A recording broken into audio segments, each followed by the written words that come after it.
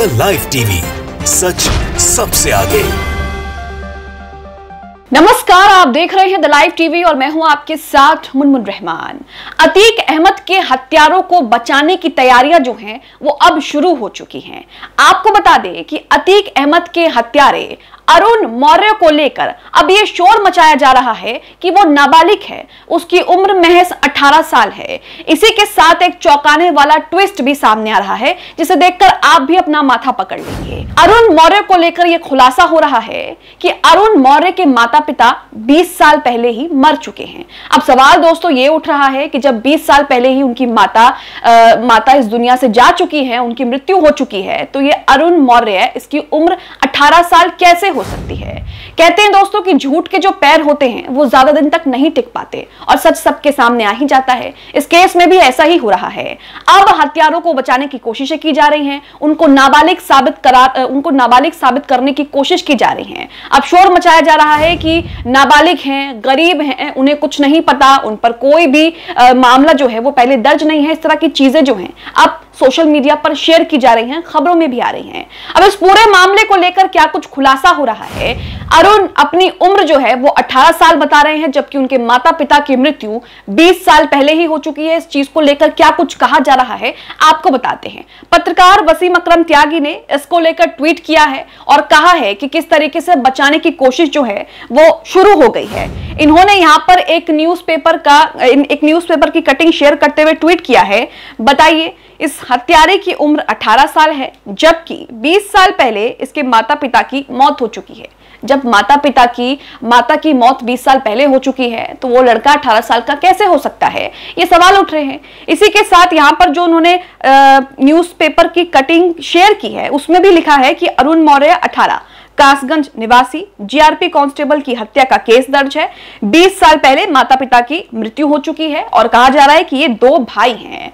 अब आप देखिए कि वही थ्योरी जो है, जो पुरानी थ्योरी अपनाई जाती है जब भी इस तरह का घटनाक्रम होता है, इस तरह की चीजें सामने आती है, उसमें एक ही पुरानी थ्योरी है और वो पुरानी थ्योरी जो है वो लगा दी जाती है और उसी के साथ उसमें बताया जाता है कि आरोपी जो है वो तो नाबालिग है। नाबालिग साबित करने की कोशिश की जाती है ताकि आरोपी को सजा जो है वो कम हो, उसे रिहा मिल जाए और सजा में उसको जो है थोड़ी बहुत राहत मिल जाए। आपको याद होगा दिल्ली के जामिया मिलिया इस्लामिया कॉलेज में जब एक शख्स ने गोली चलाई थी सरेआम, तो उसको भी नाबालिग करार दिया। उसको कहा गया कि ये नाबालिग है। नाबालिग कहने के साथ उसको अपनी सजा में राहत भी मिल गई और जेल से बाहर का रास्ता उसका साफ हो गया। जेल से बाहर आने के बाद भी वो लगातार जो हथियार है उनके साथ रील्स बनाता है, वीडियो सोशल मीडिया पर अपलोड करता रहता है। तो यहां पर आप देख रहे हैं कि अतीक अहमद का हत्यारा अरुण मौर्य को लेकर भी उस तरह की बातें कही जा रही हैं कि वो एक नाबालिग है। अब सवाल यहां पर यह भी खड़ा होता है कि जब वो नाबालिग है तो उसे हथियारों के बारे में इतना कैसे पता है। जिस हथियार से अतीक अहमद पर गोली चलाई गई है वो कोई ऐसा वैसा हथियार नहीं है दोस्तों। 7 से 8 लाख रुपए उस हथियार की कीमत है। तुर्की का वो हथियार है और भारत में वो हथियार प्रतिबंधित है। तो अब सवाल उठता है कि 18 साल के लड़के को इतना सब कुछ कैसे पता, 5 से 7 लाख रुपए की गन उसके पास कैसे आएगी। और इस बीच ये सवाल भी उठता है कि उसमें इतनी हिम्मत कैसे आएगी। 18 साल का एक नाबालिग लड़का हथियारों से लैस सरेआम पुलिस की टाइट सिक्योरिटी के बीच भी अतीक अहमद और उसके भाई को गोलियों से भून देता है। 9 से 10 राउंड फायरिंग की गई। बताया यह भी जा रहा है कि अतीक अहमद को कम से कम 8 से 9 गोलियां लगी हैं और उसी वक्त उनकी मौत हो गई। इसका वीडियो सोशल मीडिया पर वायरल हुआ। लाइव वीडियो जो है वो प्रसारित भी हुआ क्योंकि अतीक अहमद और उसके भाई जो हैं वो मीडिया से ही बातचीत कर रहे थे और उसी दौरान 3 हमलावर आए और उन्हें गोलियों से भून डाला। अब कहा जा रहा है कि हमलावर में से एक अरुण मौर्य, हत्यारा जो है अतीक अहमद का, वो नाबालिग है। उसकी उम्र जो है वो सिर्फ 18 साल की है, बल्कि उसके माता पिता का निधन जो है वो पिछले 20 साल पहले ही हो चुका। तो अरुण मौर्य की जो उम्र है वो 18 साल कैसे हो सकती है, ये सवाल उठ रहा है। इसी के साथ आपको दोस्तों बता दें कि अरुण मौर्य को लेकर मीडिया आउटलेट्स में क्या कुछ खबरें छप रही हैं, उसकी पूरी की पूरी कहानी किस तरीके से बताई जा रही है और ये भी कहा जा रहा है, यहाँ पर एक ध्यान देने वाली बात ये भी है कि ये तीनों ही लड़के एक गरीब परिवार से ताल्लुक रखते हैं। ये बेहद ही गरीब परिवार से आते हैं, लेकिन उसके बावजूद भी इनके पास जो हथियार मिले हैं, जिस हथियार से इन्होंने अतीक अहमद और उनके भाई की हत्या की है, वो हथियार बहुत ही महंगे हैं और इसी के साथ भारत में प्रतिबंधित भी हैं। तो अब सवाल ये उठता है कि जब ये गरीब हैं तो इनके पास इतने महंगे हथियार कैसे आए। अब यहां पर मीडिया आउटलेट्स में अरुण मौर्य को लेकर क्या कुछ लिखा है, क्या कुछ छपा है, वो भी आपको बताते हैं। इस खबर में लिखा है, एबीपी की यह खबर है, इस खबर के मुताबिक गैंगस्टर अतीक अहमद और अशरफ हत्याकांड के मुख्य आरोपी अरुण मौर्य कासगंज जनपद के सोरो थाना क्षेत्र के बाघेला पुख्ता गांव का रहने वाला बताया जा रहा है। सूत्रों के अनुसार गैंगस्टर अतीक और अशरफ के 3 हत्या आरोपियों में से एक अरुण मौर्य कासगंज जनपद के थाना सोरो क्षेत्र के गंगा की कटरी के बघेला पुख्ता गांव का रहने वाला है।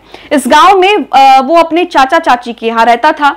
कभी कभी वो कासगंज के सोरो में भी रहता था। बताया जा रहा है कि अरुण मौर्य ने दिल्ली में एक मुस्लिम लड़की से शादी भी की है इस खबर के मुताबिक, और ये दिल्ली में भी रहता था। इसके पिता का नाम हीरालाल मौर्य है, माता का नाम सविता है। इसके माता पिता की मौत को लगभग 17 साल हो चुके हैं। 17 साल पहले जो है इनके माता पिता की मौत हो चुकी है। तो कई मीडिया आउटलेट्स खबरों में अलग अलग जो है वो चीजें लिखी हैं। कहीं माता पिता का नाम अलग बताया गया है, कहीं ये कहा जा रहा है कि 10 साल पहले मौत हो चुकी है, कहीं ये कहा जा रहा है कि 20 साल पहले मौत हुई है, और कहीं कहा जा रहा है कि 15 साल पहले जो है वो मौत हुई है। तो मीडिया आउटलेट्स में अलग अलग खबरें जो है आपको दिख जाएंगी। आगे इस खबर में चलते हैं तो लिखा है, डीआईजी रेंज अलीगढ़ सुरेश राव आनंद कुलकर्णी के अनुसार ये तो जानकारी है कि कासगंज के सोरो का रहने वाला है।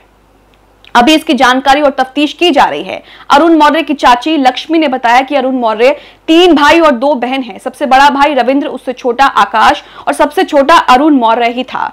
इनके 2 बहनें भी थी, जिसमें शिवानी की मौत हो चुकी है और नीलम की शादी हो चुकी है। यहां पर पूछताछ में अरुण मौर्य की चाची लक्ष्मी बताती है कि कभी कभी अरुण मौर्य यहां आता था, यानी कि अपने चाचा चाची के पास रहने आता था। वो कासगंज के सोरो में कादरवाड़ी में भी रहता था और उसने मुफलिसी के दौर में सोरो में भीख भी मांगी है। उसके परिवार की माली हालत ठीक नहीं थी, उस पर केवल 1 बीघा जमीन है। वो बीच में दिल्ली चला गया था। अरुण मौर्य के पिता का नाम हीरालाल, माता का नाम सविता था।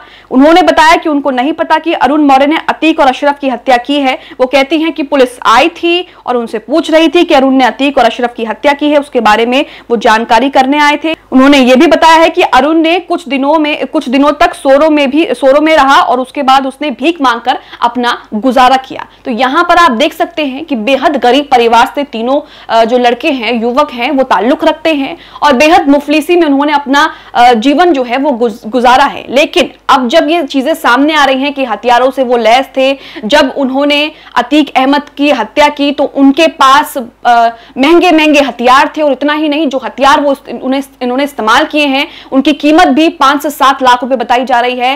तुर्की के वो हथियार हैं और इसी के साथ उस हथियार को भारत में प्रतिबंधित भी कर दिया गया है। तो कई तरह के सवाल जो हैं दोस्तों वो खड़े हो रहे हैं। इसी के साथ पुलिसिया कार्रवाई पर भी सवाल खड़े हो रहे हैं कि पुलिस अगर चाहती तो उन हमलावरों को रोक सकती थी, डिफेंस कर सकती थी, लेकिन पुलिस ने ऐसा नहीं किया। वो क्यों किया ये तो पुलिस जांच में ही पता चलेगा, लेकिन कई तरह के सवाल जो हैं वो खड़े हो रहे हैं। अतीक अहमद और अशरफ से पहले उनके बेटे का भी एनकाउंटर कर दिया गया, उस पर भी कई तरह के सवाल खड़े हुए, कई तरह की चीजें सामने आई और सरकार और प्रशासन पर जो है सवालिया निशान बने। अब इसको लेकर भी तरह तरह के सवाल जो है वो सामने आ रहे हैं और सबसे बड़ी थ्योरी इसमें यही लगाई जा रही है कि आरोपी को नाबालिग साबित करने की कोशिश की जा रही है कि आरोपी नाबालिग है, ताकि जैसे ही आरोपी नाबालिग साबित होगा उसकी सजा कम हो जाएगी, उसे सजा में राहत मिलेगी और वो जेल से कुछ ही दिनों में बाहर आ जाएगा, जिसके बाद वो अपने वही कारनामे जो है वो जारी रखेगा। आपको बता दें कि अतीक और अशरफ की मौत के बाद यूपी सरकार भी सवालों के घेरे में है। यूपी में बीजेपी की सरकार है, योगी आदित्यनाथ मुख्यमंत्री हैं, उनकी प्रदेश में कानून व्यवस्था को लेकर भी सवाल उठ रहे हैं कि सरेआम किस तरीके से मीडिया पुलिसकर्मी के होने के बावजूद भी 3 हमलावर आते हैं, कानो कान किसी को खबर नहीं लगती और गोलियों से जो है अतीक और उनके भाई को छलनी कर देते हैं, जिसके बाद वहीं पर उनकी मौत हो जाती है। तो इस पूरे मामले को लेकर यूपी सरकार से भी सवाल जो हैं वो पूछे जा रहे हैं, जिसका जवाब यूपी सरकार को ही देना पड़ेगा, क्योंकि सत्ता में बीजेपी की सरकार है, योगी आदित्यनाथ मुख्यमंत्री हैं और ऐसे में उनके प्रदेश में लगातार कानून व्यवस्था पर सवाल उठते रहते हैं। और जैसे ही पूरा हत्याकांड सामने आया, कानून व्यवस्था पर सवाल जो है वो फिर से खड़े होने लगे। आप इस खबर को लेकर जिस तरीके से अरुण मौर्य जो कि अतीक अहमद और उनके भाई का हत्यारा है उसको नाबालिग साबित करने की कोशिश की जा रही है, उस पर क्या सोचते हैं हमें कमेंट बॉक्स में कमेंट करके जरूर बताएं। द लाइव टीवी, सच सबसे आगे।